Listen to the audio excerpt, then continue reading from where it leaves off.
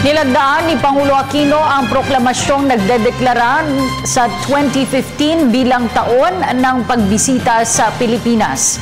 Ang proklamasyon ay ginawa ng Pangulo kaugnay ng pagiging host ng Pilipinas ngayong taon ng Asia-Pacific Economic Cooperation o APEC Forum at ng Association of Southeast Asian Nations Tourism Forum o ASEAN Forum sa susunod na taon.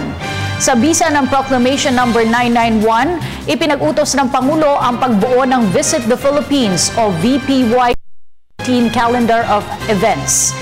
Maglalaman ito ng lahat ng mga international at local activities na binuo ng Tourism Promotions Board ng Department of Tourism.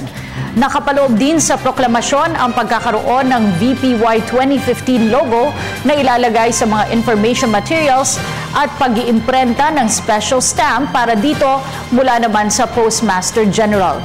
Hinikayat din ito na suportahan ang kampanya ng pribadong sektor na bumuo ng mga tour programs at packages para sa mga lokal at dayuhang turista.